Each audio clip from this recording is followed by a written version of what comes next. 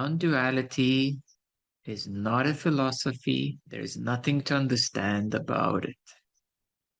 And it begins with maturity of presence. As you settle in beyond your chakras, beyond your spine, beyond the energies that you commonly interact with, you start to access and settle in into your presence,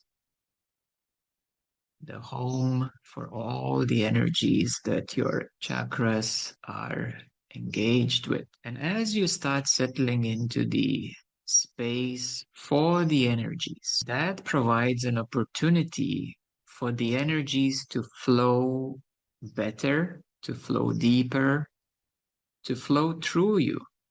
Because if your attention is entangled with energies and your third eye center in particular or any other chakras, then it means you don't have much space for everything to flow through you because you're wrapped up, you're busy. So as you withdraw your attention behind your third eye center and behind all the chakras, this is where you begin to access presence. And as you settle more and more into presence, normally this happens via transmissions to assist you because your own strength is very limited. So either in group meditations, retreats, or transmissions, you are supported to settle into that deeper space beyond the energies. And as you mature over time, as your presence grows over time, when you reach a certain point, normally in this process, some deep things move through you. Some deeply challenging energies move through you because before they couldn't. You were too wrapped up in the wonderland of energetics. And now, as you mature and deepen, these deep energies can start moving through you because you have then available space for them. And this is how you become centered and aligned in the right way, as Buddha said. The right way. If we follow Buddhism, then it goes further on and deeper into emptiness. If we follow inquiry tradition, then we start settling as a silent I am, as a silent being, which is no longer to do anything with activities. You settle as the being, no longer as doing. Many people confuse it with observer. They say, oh, I am the observer. No, you're not, because the observer is still a process. Observation is a process. And you know that in quantum physics, the observer, by observing what is happening, they're influencing that which is happening. So there is quantum entanglement. They are entangled still. Even if observer doesn't do anything, there is still an entanglement. So we go beyond these entanglements, and you simply are for the sake of being. And this constitutes the basics, the very entry level of non-duality. Transcendence. What does that mean? So as you stay, as you sit as the silent being, the space for everything, not entangled, not engaged, not observing as such, you are the space for all of it. Energies move through you. And as these energies move through you, something difficult comes, you stay there, you're with it, but not in it. You stay there. It moves through you. In a rough way, it grinds through you. Your mind probably complains a lot. Oh, how long is it going to take? This is so hard and la la la. So something very deep grinds through you. Similar situation comes up or a different situation, but with the same energy. Again, it comes up and then it kind of grinds a bit softer through you, a bit smoother. And then again, third time and fourth time and fifth time. Then you will notice after a few rounds, the same energy comes back. It flows through you pretty smoothly. It doesn't touch you so much anymore, or it doesn't touch you at all anymore. So that is the transcendence. Now you are above it. You have worked your way beyond it. It has nothing to do with these basic practices of letting go, accepting, allowing, trying to make it more positive and changing it and modifying it. No, none of that. That's for beginners. What I'm speaking of is a deep movement through you, which is very hard, very tough, but it has to be done. And this is how you meet those deep movements. Because in those deep movements, the dual nature of that feeling or energy, it's the same thing actually. That deep thing that moves through you, it has a dual nature within it. So it has a polarity. It has a good part of it. It has a very hard part of it. So then you become the space for these deep movements that flow through you in presence. I'm speaking exclusively about presence, non-dual state of consciousness. And that is the way to be the space for whatever moves through you. It's very hard. It's a very tough thing to do. This is where many yogis sit in the cave. They don't want to be disturbed because they really have to be very present with what's going on. Some deep things are moving and it requires your complete attention. If you're running around and if you're too busy, you can't do this. You need to really center, become present, deeply meet what is here, deeply allow it to move. It requires your complete presence. When you have worked through those cycles with that particular energy, and now you are beyond it. This is what is transcendence. So it goes on and on in cycles. And the only advice I can give you is get used to it and do this in the right way, because then you will grow your capacity. Your capacity also grows with transmissions, with the direct support of a teacher, a guru. Then you are supported to build up more capacity so that things can move through you better and quicker and smoother and so on. This is the basics of non-duality, the entry-level non-duality, the ABC. So you see, it has nothing to do with philosophy, with any kind of understanding, with any sorts of contemplations. This is a very deep process of maturity, and a person who undergoes this reaches the true non-duality.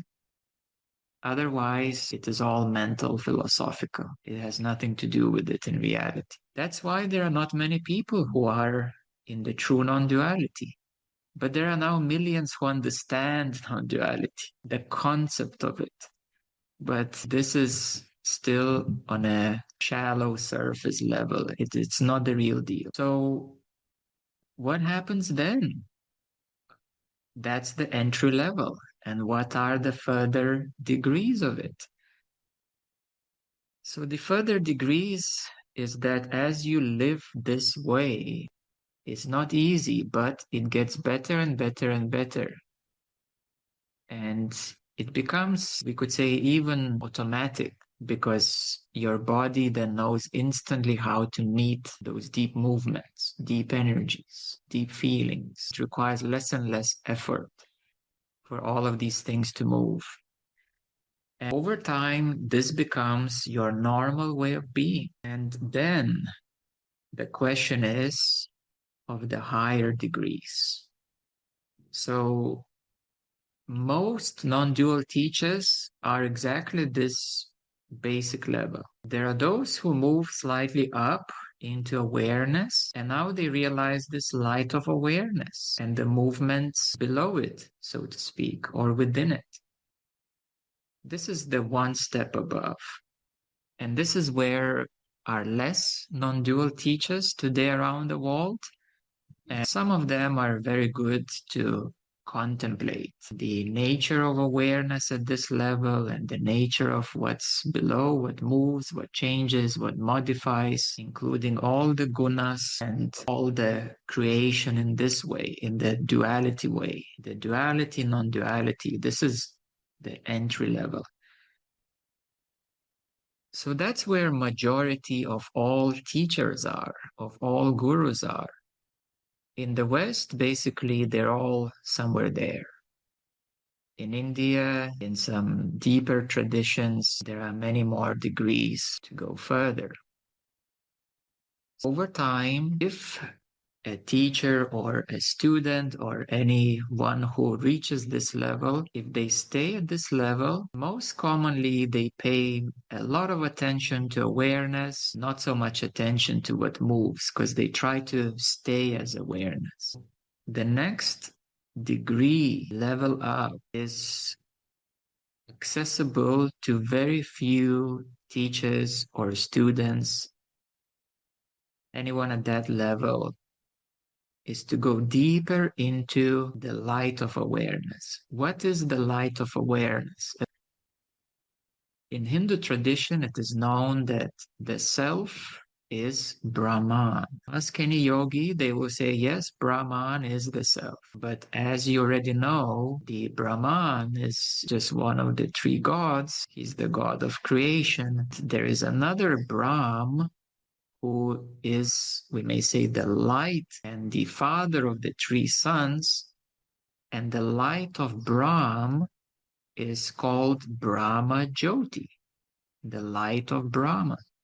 So the first degree students and gurus, they reach the light of Brahman, which is the same as the light of Shiva or the light of or love of Vishnu, same level. This is the lowest level non-duality and enlightenment. But this is not the real enlightenment. There is a trick in it. It's a false enlightenment or not real enlightenment. So the soul is not free at all at that level. The next stage is to reach Brahma Jyoti, which is beyond and above, and it correlates with awareness. So therefore, when that light appears, the light of Brahma Jyoti, then the gurus usually say, Hallelujah, that's it. This is the one. That is it. And this light is much more supreme. It is beyond Brahman and Shiva and Vishnu and whatever is going on in this whole universe. It's beyond all of that. So they reach that stage of Brahma Jyoti and they call it the self. And this is the most common attainment of the self at this degree. There's the self as Brahman and the light of Brahman, and then there's the self as Brahma Jyoti, which is above. And that light is much, much bigger. This light still constitutes the beginning mid-range of awareness in our tradition. The awareness of level of consciousness, it's quite a big chunk. And this still is the very first part of it, up to the middle. In the middle, we go deeper. We go through the gateway into the Parabrahmanda. And in the Parabrahmanda, the light of awareness becomes much more intensified, much, much, much bigger, much more refined. And it opens up, for those who have a clear vision, it opens up perception of multiverses. 700 quadrillion multiverses. And the knowledge of these multiverses. And this is usually a shocking thing to discover, to find out that there is so much more creation with that subtle light. a much higher light of awareness. It is already beyond Brahma Jyoti. How does it relate to transcendence and non-duality? It relates in a way of how high you reach. It relates to what you experience. And the word transcendence means that you have worked through some major flows, major energies, major deep movements. So comparing at the entry level of non-duality and transcendence, this is just reaching a cosmic consciousness in this universe. This is like baby stuff. It's not liberation by no means. That's the entry level of non-duality. The next level of transcendence is when you establish and you move through deeply as the light of Brahman, as the light for the universe, and then you start to experience different things. It is what you experience as more like a usual thing, not like one-off experience, in some rare circumstances, but as a normal thing as you meditate. That constitutes your degree of establishment or transcendence of what is available to you. So for those who open up to Brahma Jyoti, this is where many gurus are teaching today. And they contemplate the nature of awareness and they say it's all the self and it is the light beyond all of it. It is the self. Well, one of them, they say there's the only one. But to their reality, that's it. That's all there is. And of course, it's easy to see that way. I also spent considerable time being at each of those stages and fully experiencing what is there and seeing from that place fully. But having moved further, higher, to the higher degree of light, it comes by surprise that there are these hidden doorways which lead to even higher light, much greater light. And then the whole new reality opens up. And when that opens up, then you see all that's below and you say, oh, okay. When I was there, I assumed that's it. That's all there is. When I moved upwards, oh, that's nowhere near. That's all there is. And then when you move even further up, oh, there is even more. So transcendence is what you have worked through. Okay, it doesn't mean that you have cleared all the karmas and all fully done, but at least you can access it, you can witness it. And as the Zen masters say, it takes 7 years usually to fully get a good grasp of what is that where you are now, where you have opened now. You basically settle the dust. Let's put it this way.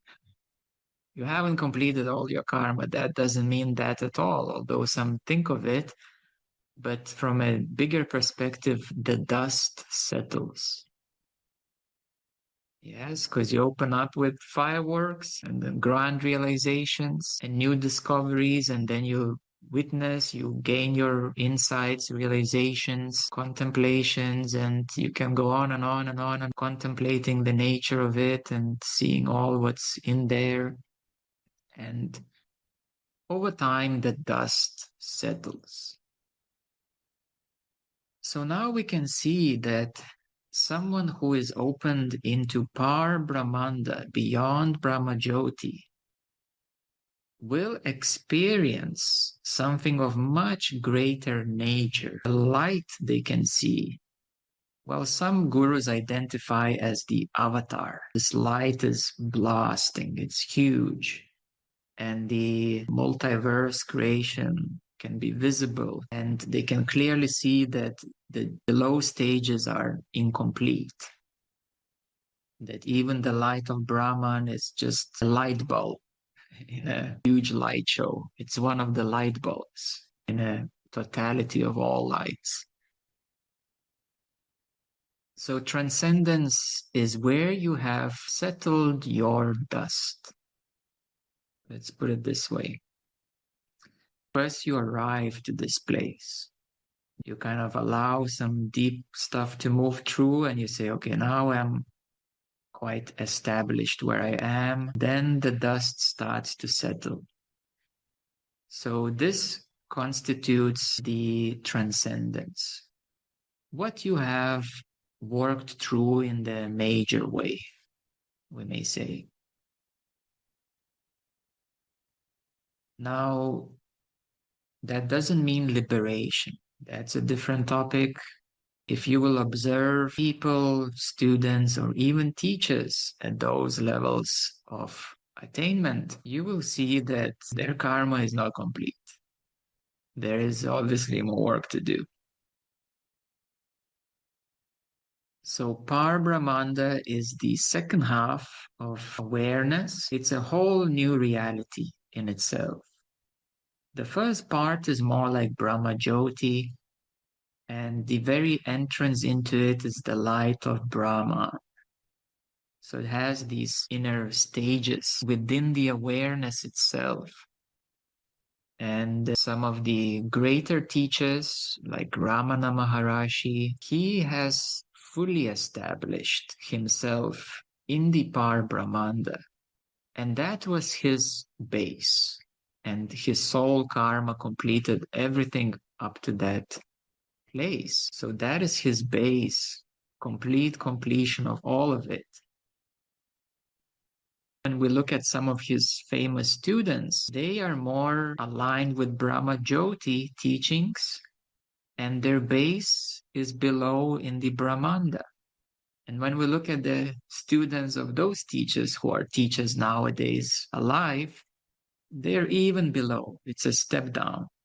For them, the self is the light of Brahman, in essence, the very beginning layers of awareness, and their base is way, way below. Their soul completion, karma completion is many degrees below.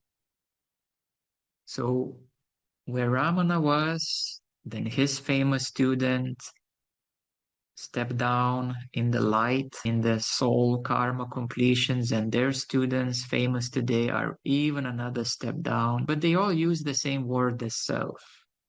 They all assume it is the same self, but it's not. And their degree of transcendence is so different. And that's why there is a very different teaching, a very different perception. Although in the Advaita, they all use the same language. But if everybody is English, it doesn't mean that they're the same people. So when you transcend into Parabrahmanda, and when things move fully, and when the dust settles, your experience is extremely profound. We know the teachings of Ramana. We know the teachings of Adida Samraj. This would be the attainment of many Buddhist monks, many Tibetan monks, and that constitutes more real enlightenment. That light, that enlightenment is of much higher nature, and the transcendence is of much higher nature. So through those people, through those beings, very big things can move through them. I remember many years ago, I had many experiences where I could see within myself how the whole galaxy moves inside me. A bit later on, I could see the whole universe is moving through me. Then later on, I could see that all the universes are like little bubbles, and there are these higher creations, higher structures. So transcendence is a much deeper movement. What moves through you is what is transcending through you. And then when one reaches the divine, the true enlightenment, the true light supreme of God, this is so much more alive, so much more nurturing. There is so much love and bliss within it that the previous degrees of light seem to be lacking. quite a lot of things. From the eyes of divine, the entry-level non-duality, it's more like a kindergarten level of experience of energies and the beauty and glory of the light supreme which is in the divine. The Brahma Jyoti is lovely. It's very also quite blissful, but that bliss is from the divine perspective. The bliss of Brahma Jyoti is it's not artificial, but it's lacking. It's lacking so much within it. It's not artificial, but that word kind of comes up that it's not so real. It lacks much more life, much more bursting aliveness. The light of Parabrahmanda is profound. It is seemingly infinite. It's way, way higher, lighter, more blissful than before, and in many ways pure, the word applies. There is no negative aspects to it anymore. The movements are so much deeper and bigger, but yet again, this light, it still lacks the true presence of God Supreme. And if one follows non-dual tradition, it's a very simplified way generally, a very simplified tradition. But if you implement it with bhakti, like Ramana, he tried, so he referred to the heart and so on, but it still lacks that love, that bliss, that light, although he had a lot of it. But from the eyes of divine, it still lacks the divinity in it, the richness, the beauty. Although many people say that, Ramana was very bright and so on. So yes, that is true. But from the higher perspective, that light is still beautiful. It's extremely great. But the main teaching that came through him is in the Parabrahmanda region. Although Ramana, he had one foot in the divine, but he simplified it and he stayed there, mostly at the Parabrahmanda region. So that was his transcendence, the degree of his transcendence, and he fully established himself there. Many people or students who are below reach the light of Brahman or Brahma Jyoti. Normally, it's so much more philosophical. Or even if they use bhakti as well, I don't want to mention the names, but one guru is very famous these days of the self of the Ramana lineage, but it's more of a play, let's put it this way. And you know what I mean. So you can clearly see that it's not so transcendent. The power is lacking. The degree is there. Although he tries to bring the higher nature aspects, but it's an effort to bring it. Now, in the divine itself, huge gateway opens, and the bliss that comes through it, we may say, now that's a real deal bliss. It lacks nothing. Love is included in it. The joy, happiness is included in it. Knowledge means nothing in it. Understanding means nothing in it. Realization, what is there to realize? It lacks nothing. This light, the only word I could say is supreme. And you can sense and feel in the divine that it is truly beyond all creation, beyond all the universes, beyond the lights that sustain those universes.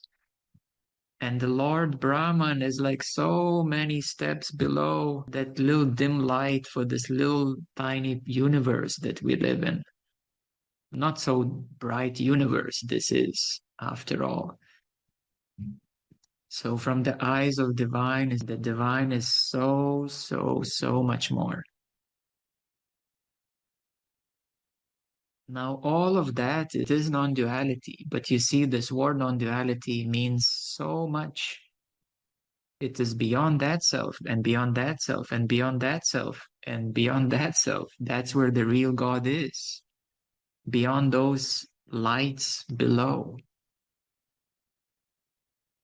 So in my life, I have moved so fast and I have witnessed those movements of cycles, those deep movements. And I remember the times when I was in the light of Brahman and I remember what was moving through me. I remember the time of the Brahma Jyoti and the bliss of it and what was moving there.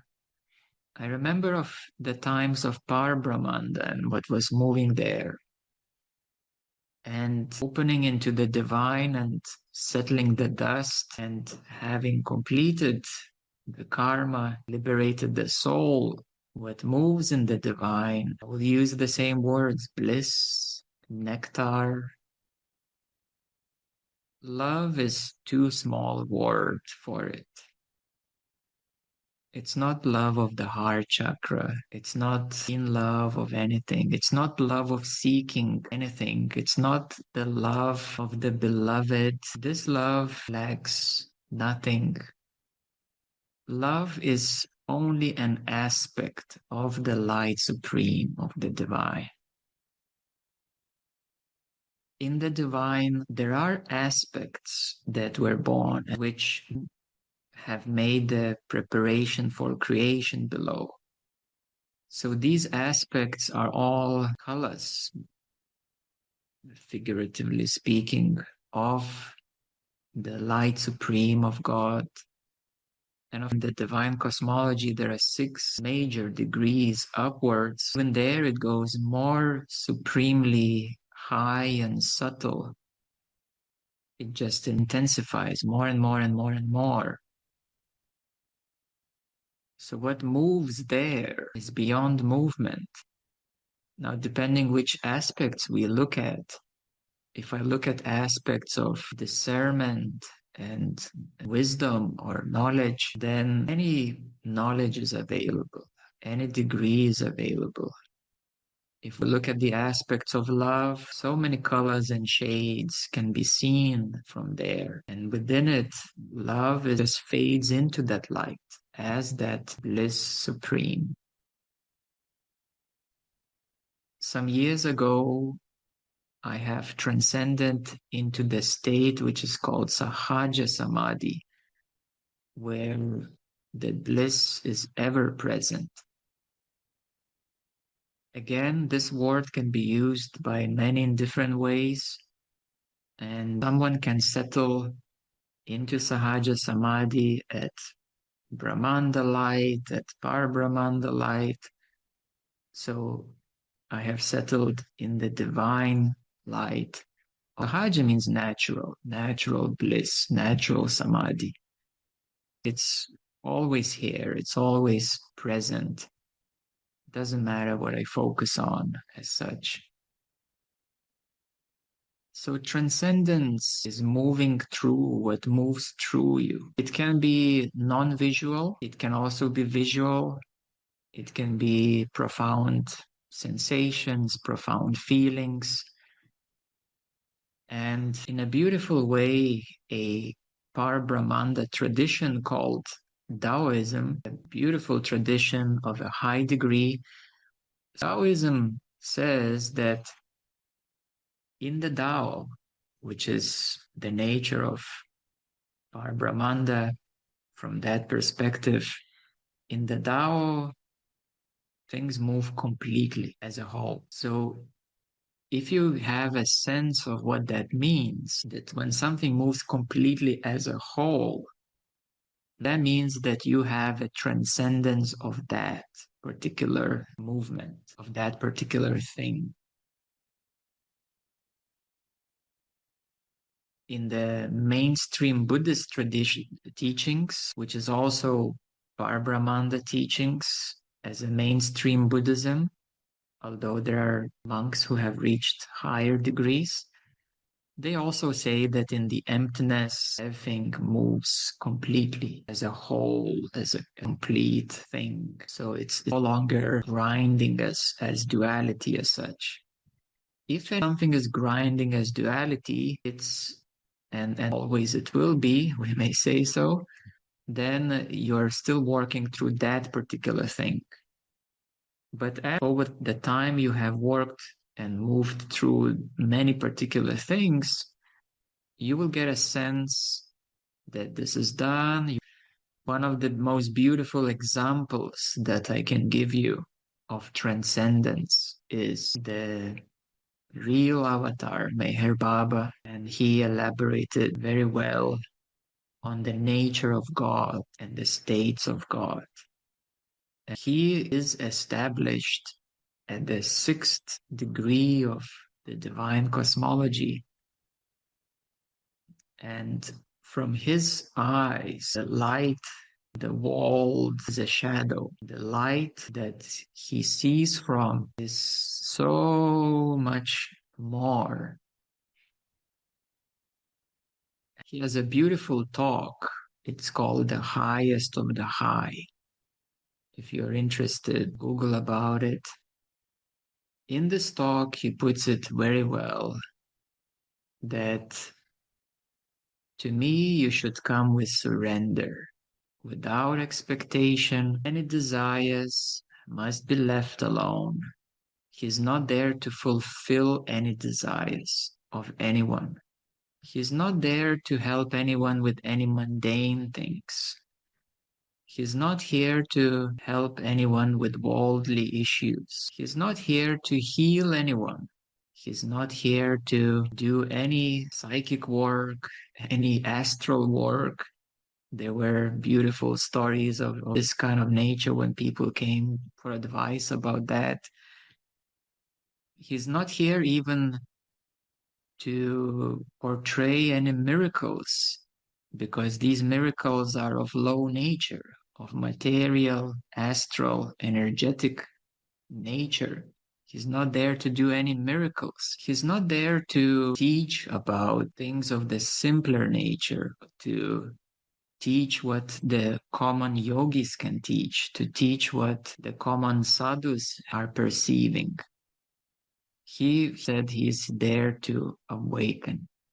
His key role is to remove the ignorance and to liberate the soul. So it's a very beautiful talk that he has. I see him, his light. This is where this message is coming from. But the words are failing to describe this light. So that's why it takes some time to translate it, that light, into the words. So the works of being of that order is so much higher, and therefore many people would assume that if you are a teacher or guru, is that you should do this and do that. You should maybe give blessings for you to find the next job, give blessings for your wealth, give blessings for your health, and so on and so on and so on. This is important, but this is of so low causal level. All of it is so dual and circumstantial that a guru of a high nature will see those requests as incomprehension of the true gift that is offered. We may say ignorance to a large degree of what the true gift is, of what the true wealth is, of what the true health is. Because the true wealth and health and luck and happiness is your soul liberation. It's not to make your life much easier in this particular circumstance. It is to liberate your soul from all the reincarnation cycles in all the universes. And I mean all those different degrees of universes. This is the gift that is offered, and one comes with a request. Can you bless me to find a good job? I do receive those requests. I grant them if I know that I can just give a little support. But sometimes people ask me certain things that are of practical nature, that they could more practically find ways to do that in easier ways. And therefore, my time is not needed in that way. So therefore, transcendence, non-duality, we're beginning to understand that there are so many steps. And in each of those steps, you will perceive that perhaps this is it.